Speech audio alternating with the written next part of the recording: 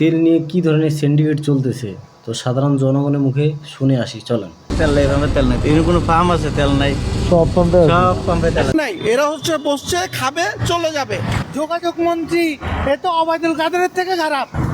ওবায়দুল কাদের তো যাই হোক মিথ্যা কথা কইতে কইতে ওর ও তো আই নতুন করে মিথ্যা কথা বলে, কথা কথা কয় নাকি তেলের নাকি অভাব নাই। তো তো আমরা এই যে 4 ঘন্টা 5 ঘন্টা ধরে যে বয়ে নিলাম, কই তেল কই?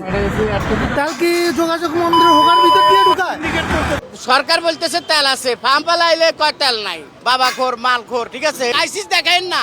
সরকার বাঙালির সাথে আর কিছু দেয়, তেলের অভাব নাই, অথচ মুখগুলো পাম্প ঢাকা শহরের মধ্যে। আমরা কি তাদের ফাজলামো করার জন্য আমরা ভোট দিছি? তেল অ্যাভেলেবেল, তার মানে কি সরকার বাঙালির সাথে আর কিছু দেয়? এ তো পুরাই আর কিছু দেয় না। কথা কইলো তেলের অভাব নাই, আর পাম্পে এসে দেখতেছি বিশাল সিরিয়াল, 10টা পাম্প ঘুরলে 8টাতে তেল নাই, 2টাতে আছে।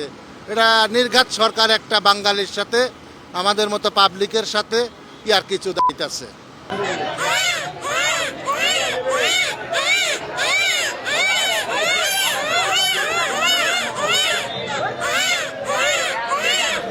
তো ইরান, আমেরিকা, ইসরায়েল যুদ্ধ চলতেছে, তো অন্য কোনো দেশে তেল নিয়ে সমস্যা হয় না, তো বাংলাদেশে খালি তেলের সমস্যা। তো তেল নিয়ে যে কি ধরনের রাজনীতি চলতেছে, কি ধরনের সিন্ডিকেট চলতেছে, কিভাবে জনগণকে প্রতারিত করতেছে, তো কিছুই তো বুঝতেছি না। তো এটা নিয়ে যদি সরকার পদক্ষেপ গ্রহণ না করে এবং জনগণের যদি আশ্বাস না দেয়, জনগণকে যদি পর্যাপ্ত পরিমাণে তেল না দিতে পারে, তেলের যে পাম্পগুলো আছে সেগুলো বন্ধ করে দেওয়া দরকার। তো জনগণ মোটরসাইকেল চালাবে না, রিক্সা অটো দিয়ে যাবে, সমস্যা কি?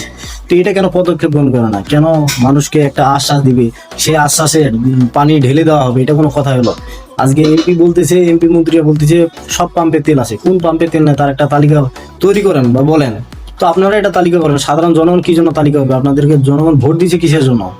আপনারা যদি জনগণকে আশ্বাস না দিতে পারেন, জনগণের যে নিরাপত্তা সেটা না দিতে পারেন, জনগণের যে চাহিদা সেটাই মেটাইতে না পারেন, তো আপনাদেরকে জনগণ কি জন্য ভোট দিছে? চেহারা দেখার জন্য, মুখ দেখার জন্য আপনাদেরকে